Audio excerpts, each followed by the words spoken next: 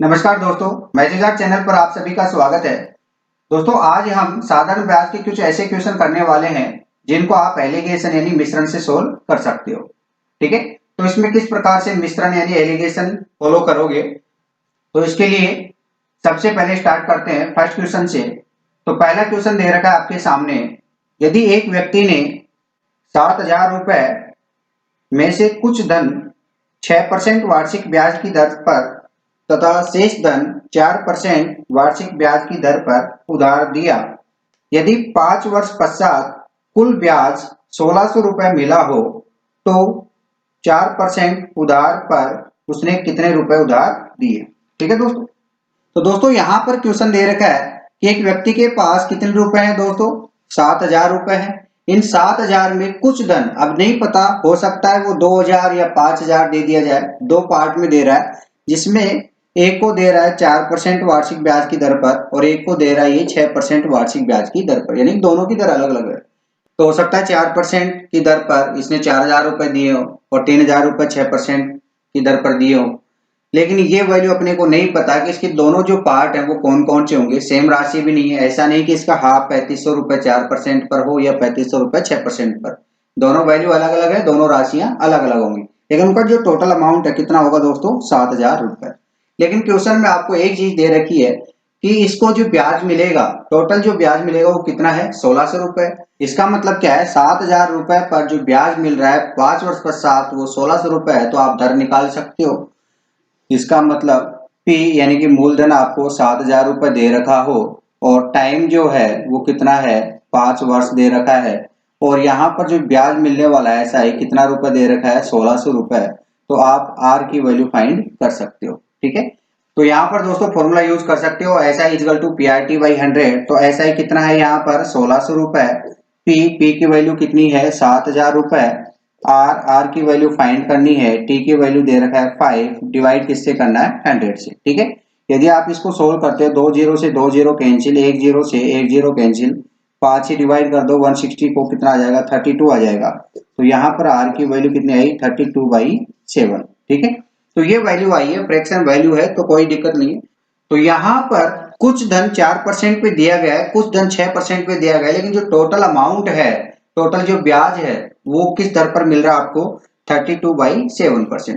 ठीक है, तो इनका आप एलिगेशन निकाल सकते हो, 32/7 इसके बीच की वैल्यू होगी। ठीक है, ये जो वैल्यू होगी वो 6 से कम होगी और 4 से ज्यादा होगी, तो आप इनका डिफरेंस निकाल सकते हो। किस प्रकार से, 6 माइनस 32/7 करोगे, अगर इसको माइनस करोगे, ठीक है, तो 6 में से 32/7 अगर माइनस करोगे तो 6 7 42 माइनस 32/7 कितना हो जाएगा दोस्तों, 10/7 हो जाएगा। ठीक है, और 4% से ये वैल्यू ज्यादा है, तो ज्यादा में से अगर कम को घटाओगे यानी कि इनका डिफरेंस देखोगे तो ठीक है, 7 चौक 28, 32 कितना हो जाएगा, 4/7 हो जाएगा। ठीक है, और यहाँ पर अगर इन दोनों का अनुपात निकालोगे तो 7 से 7 कैंसिल हो जाएगा, 2 से डिवाइड कर दो तो 5 अनुपात कितना हो जाएगा दोस्तों, 2 हो जाएगा। ठीक है, इसका मतलब क्या है कि 4% पे जो राशि दी गई है वो 5 भाग होगा और 6% पे जो राशि दी गई है उधार वो कितना होगा, 2 भाग होगा। तो यहाँ पर टोटल भाग कितना हो गया दोस्तों, 5 2 कितना हो गया, 7 हो गया। ठीक है, यानी कि 7 भाग में से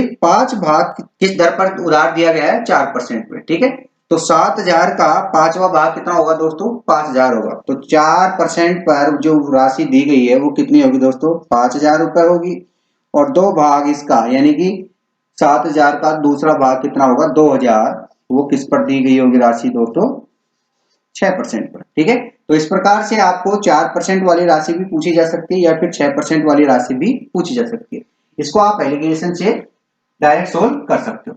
ठीक है दोस्तों, लेकिन दोस्तों यहाँ पर ध्यान रखना कि जो ब्याज मिला है, टोटल जो ब्याज मिला है उसकी जो दर होगी वो इन दोनों दरों के बीच की वैल्यू होनी चाहिए। ठीक है, और यहाँ पर अगर आप इनका डिफरेंस देखते हो तो ये इनका रेशो हो जाएगा, जो राशि दी गई है, जो पहले राशि दी गई है 4% पे, वो इसका रेशो ये मिलेगा और दूसरी जो राशि है उसका रेशो ये मिलेगा। ठीक है, यहाँ पर आप इसको माइनस करने में बिल्कुल भी गड़बड़ मत करना, नहीं तो क्वेश्चन गलत हो जाएगा। ठीक है, ये बड़ी वाली वैल्यू है, इसमें से इसको घटाओगे, ये छोटी वाली वैल्यू है तो इसमें से इसको घटाओगे। ठीक है, तो इनका डिफरेंस देखना है। तो घटाना कैसे आपको, जैसे 6 में से आपको घटाना है 6 माइनस 32/7, इस प्रकार से घटाना है।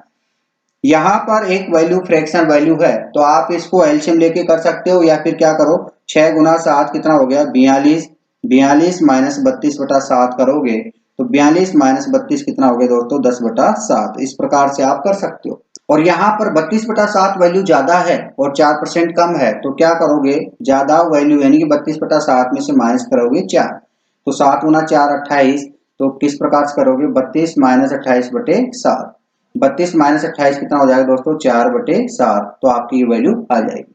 यहाँ पर 7 और 7 दोनों सेम वैल्यू है, इनको कैंसिल कर दो, जो रेशो बनेगा 10:4 बन जाएगा। ठीक है दोस्तों, तो यहाँ पर किसी प्रकार की कोई मिस्टेक नहीं करनी है, अदरवाइज आपका जो क्वेश्चन है वो गलत हो जाएगा। अब बढ़ते हैं दोस्तों नेक्स्ट क्वेश्चन की ओर। सेकंड क्वेश्चन दे रखा है आपके सामने, यदि एक व्यक्ति ने 60,000 रुपए में से कुछ 5% की दर से तथा शेष 4% की दर से साधारण ब्याज पर उधार दिए, यदि कुल वार्षिक ब्याज 2,560 रुपए हो तो 4% की दर पर उधार दी गई धन की राशि ज्ञात करो। तो दोस्तों यहाँ पर आपको क्वेश्चन में दे रखा है कि जो टोटल अमाउंट है, टोटल राशि वो कितनी है 60,000 रुपए।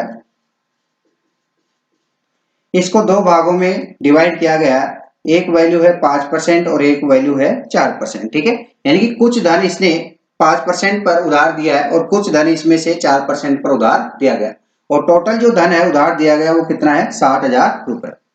और क्वेश्चन में दिया गया है कि 2560 रुपए यानी कि 2,560 रुपए इसको वार्षिक ब्याज प्राप्त होते हैं, कितने पर 60,000 रुपए पर। यदि आप ब्याज देखोगे कितने 2560 रुपए कितने पे मिल रहे हैं 60,000 पर, तो इसके अगर रेट निकालोगे तो 60,000 से डिवाइड कर दो, मल्टीप्लाई किससे कर दो 100 से। ठीक है, यानी कि 2560 रुपए ब्याज कितने पर मिल रहा है 60,000 पर, तो यहाँ 100 पर कितना मिलेगा 2560 बटे 60,000 मल्टीप्लाई बाई 100। ठीक है, क्योंकि यहाँ 1 वर्ष का ब्याज है तो यहाँ टाइम का कोई इफेक्ट नहीं पड़ेगा।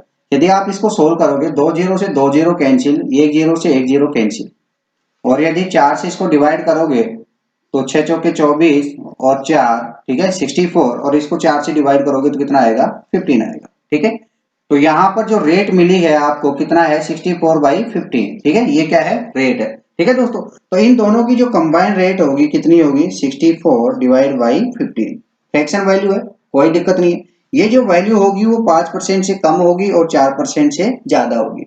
इन दोनों का अपन को डिफरेंस निकालना। डिफरेंस कैसे निकालेंगे, 5 में से तो इसको माइनस करेंगे और इसमें से 4 को माइनस करेंगे। ठीक है, तो 64/15 माइनस 4 करोगे तो ये वैल्यू कितनी आएगी दोस्तों 15 चौक 60, 64 माइनस 60 कितना हो जाएगा 4/15। ठीक है, और यदि 5% में ये वैल्यू माइनस करते हो तो कितनी होगी वैल्यू 15 गुना 5 75 माइनस 64, 75 में से अगर 64 माइनस करोगे तो वैल्यू मिलेगी आपको 11। ठीक है, तो 11/15।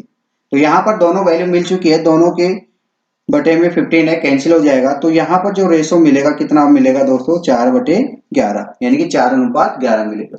तो यहाँ पर 5% पे जो राशि दी जाएगी वो 4 भाग होगा और 4% पे कितनी राशि दी जाएगी 11 भाग होगा। तो टोटल कितना अमाउंट हो गया यहाँ पर अपने अकॉर्डिंग 15 हो गया। और अपने को पूछा 4% पे जो राशि उधार दी गई है, तो 4% पे जो राशि उधार दी गई है वो कितना भाग है दोस्तों 11 भाग है। ठीक है, तो 11 भाग किसका होगा इन दोनों का, टोटल कितना है 15। तो यहाँ पर 4% की जो वैल्यू होगी कितनी होगी 11/15 मल्टीप्लाई किससे कर दो 60,000 से। ठीक है, यदि आप इसको सोल्व करते हो तो 15 चौक 60 यानी कि 4,000, और 4,000 को 11 से मल्टीप्लाई कर दे तो आपकी वैल्यू आ जाएगी 44,000 रुपए। तो 4% पर जो राशि उधार दी गई है वो कितनी होगी 44,000 रुपए। ठीक है, और यदि क्वेश्चन में 5% पर राशि पूछी जाती तो 60,000 में से 44,000 माइनस कर दो तो कितनी वैल्यू हो जाएगी आपके 16,000 रुपए। ये आंसर जो होगा वो किस पे आता 5% पे जो उधार दी गई राशि है। ठीक है, या फिर आप इससे भी कर सकते हो 4/15 गुना 60,000, तो आपका जो आंसर होगा कितना आएगा 16,000 आएगा। ठीक है दोस्तों, तो इस प्रकार से एलिगेशन आप लगा सकते हो सरल ब्याज वाले क्वेश्चन में, जिससे आपके टाइम में भी बचत हो जाती है और क्वेश्चन भी करेक्ट होते हैं। अदरवाइज आपके क्वेश्चन गलत होने के चांसेस ज्यादा रहते हैं। ठीक है दोस्तों, तो मिलते हैं फिर नेक्स्ट वीडियो में। आज के लिए इतना ही, धन्यवाद।